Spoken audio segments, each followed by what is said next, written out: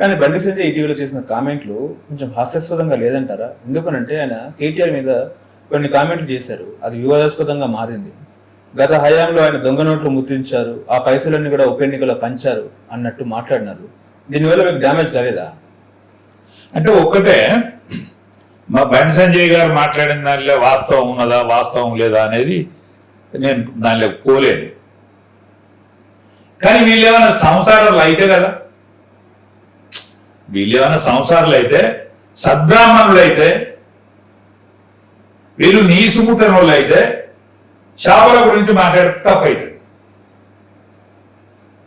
వీళ్ళు అంచుకే పెరుగుల చేపలు తినరు మన దగ్గర, పెరుగుల చేపలు తినరు మన దగ్గర, తినరు. కానీ వీళ్ళు పెరుగుల చేపలు పెట్టుకొని తినే వరకు ఎవరు మాట్లాడినా కూడా దాన్ని నిజమే అనుకుంటారు, ఏది మాట్లాడినా నిజమే అనుకుంటారు.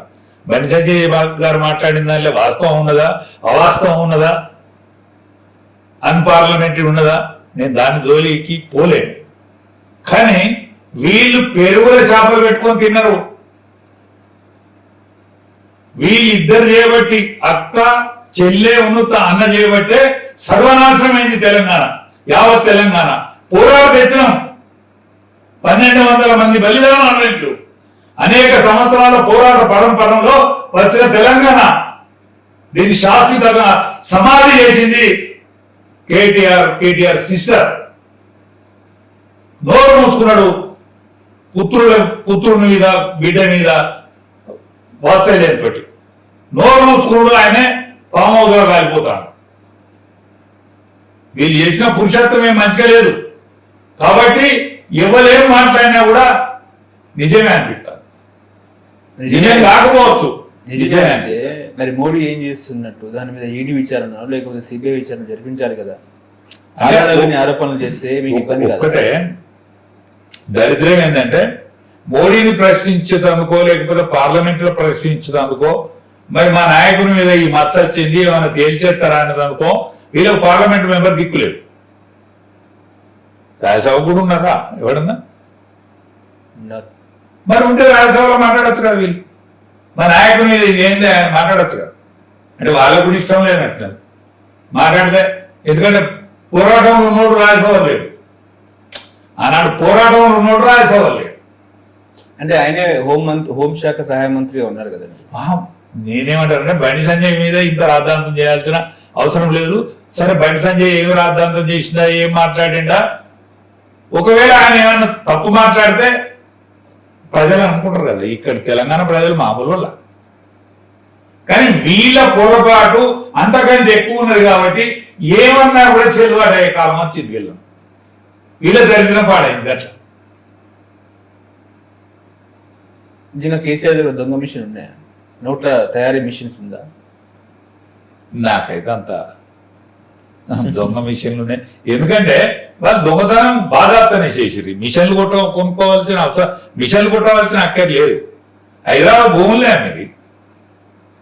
కేసీఆర్ గారు, మీకు ఒక విషయం చెప్పనా, నేను టైం ఉన్నదా? చెప్పండి. ఎన్టీఆర్ కాలంలో యావత్ ఉమ్మడి ఆంధ్రప్రదేశ్ కాలంలో ఒక ప్రపంచం లెక్క వీసింది ఎన్టీఆర్ కాలం. తెలుగుదేశమా? తెలుగుదేశం. దాని తర్వాత చంద్రబాబు నాయుడు వచ్చిన కాంచెల్లి ఆయన ఏం చేసిండే, ఆయన పార్టీ కాదు, తెలుగుదేశం పార్టీ. మామూలు దగ్గర నుంచి ఆ పార్టీని గుంజుకున్నాడు. ఎన్టీ రామారావు చరిస్మా, కృష్ణుడు ఆయనే, రాముడు ఆయనే, అవతార పురుషుని లెక్క కనిపించిన ఆయనే. అటువంటి పర్సనాలిటీ చంద్రబాబు నాయుడుకి లేదు. లేకపోయారు. ఆయన ఏం చేసిందంటే వ్యాపారాన్ని నమ్ముకున్నాడు. ఆయన గొంతు లేదు, ఉపన్యాసకుడు కాదు, అందగాడు కాదు. అంటే ఎన్టీ రామారావును దృష్టిలో పెట్టుకుంటే కదా లెక్క. ఎన్టీ రామారావు తర్వాత వచ్చినోడు ఎన్టీ రామారావును దృష్టిలో పెట్టుకొని చూతారు కదా. అయితే అది ఏమైందంటే, ఆయన కాలం నుంచి అవినీతి స్టార్ట్ అయింది. ఏది ఓట్లల్లా పైసలు ఖర్చు పెట్టుడు మెల్లమెల్లగా ఆయన కాలంలో స్టార్ట్ అయింది. తెలంగాణ ఉద్యమంలో రూపాయి లేకుండా మా దగ్గర, నేను కేసీఆర్తో పాటుగా నేను ఉద్యమంలో ఉంటుంది కదా, రూపాయి లేకుండా నానా తిప్పలబడి వీని జేబులు మొక్కి వాని జేబులు మొక్కి వీని కాలు మొక్కి వాని కాలు మొక్కి నానా ఉద్యమ కోణం నడిపించేది. ఎవరికి వాళ్ళే ఉద్యమ వీరులని నడిపింది. ఎందుకంటే అనేక సంవత్సరాల నుంచి, అంటే కలిసిన కాటి నుంచి కూడా మేము విడిపోవాలి, మాకు అన్యాయం జరుగుతుందనే విషయం ప్రజలలో ఉండే కాబట్టి తెలంగాణ ఉద్యమం ఉవ్వెత్తున నడిచింది. ఏ ఎన్నికలలో కూడా పైసలు లేకుండా గెలిచిండు కేసీఆర్. ఒకసారి ముఖ్యమంత్రి అయింది చూడు, రెండోసారి ముఖ్యమంత్రి అయ్యే వరకే ఇది ధర పెంచిండు. ఏంటిది? ఎన్నికల ధర పెంచిండు. ఎన్నికల ధర ఎట్లా పెంచిండు అంటే, ఈ ఎన్నికలలో ఉద్యమంలో పనిచేసిన వాళ్ళు టికెట్ ఇయ్యలే, పైసలు ఉన్న వాళ్ళు పట్టుకొచ్చి టికెట్ ఇచ్చారు. ఎవరికి కూడా అందకుండా చేసిండు రెండోసారి, ఎవరికి కూడా అందకుండా చేసిండు రెండోసారి.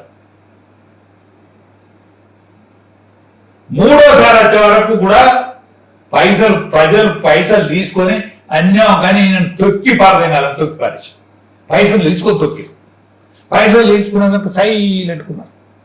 కాంగ్రెస్ దగ్గర రూపాయి లేదు, 4-5 రోజుల ముందంటే పరారైంది కాంగ్రెస్ వాళ్ళు, రూపాయి లేక పరారైంది, దొరకలే. అయినా కూడా ఈ పురుషార్థుని అన్యం కానీ ఓడియాలే, మళ్ళీ నాకు అన్యాయం చేసిందని పైసలు తీసుకొని కాంగ్రెస్ వాళ్ళని ఎంకులు ఆడుకొని ఓట్టేసి, ఆనాడు బీజేపీకి వేస్తే ఏడ మురిగిపోతుందని కాంగ్రెస్ వాళ్ళని ఎంకులు ఆడుకొని ఓట్లు వేసాను. అది పరిస్థితి.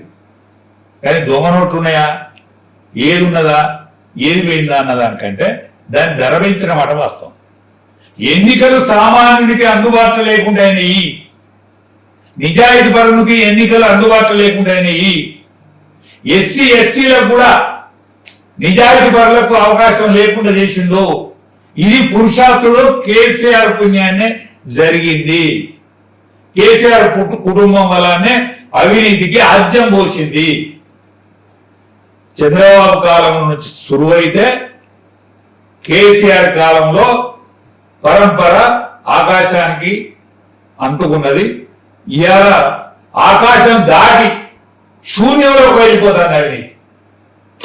వాళ్ళు 24 ఏళ్ళు నడిపించింది ఉద్యమం, 14 ఏళ్ళు పరిపాలన, 9.5 సంవత్సరాలు. 9.5 సంవత్సరాల్లో 5 సంవత్సరాలు ఏం ముట్టుకోలే, మిగతా 5 సంవత్సరాల్లో ఆగం చేసిండ్రు, కొంగలు దొక్కిన మరుగు చేసిండ్రు. దాని కాలంలో దాని తర్వాత వచ్చిన ఇవ్వలే అంటే రేవంత్ రెడ్డి కాలంలో విచ్చలవిడిగా కట్టలు తెంచుకొని నడతానని వింటాను, కానీ ఏ ప్రభుత్వాలు ప్రజలను దోచుకున్న ప్రభుత్వాలు ఎవ్వి దక్కలేదు, ఇది కూడా దక్కది.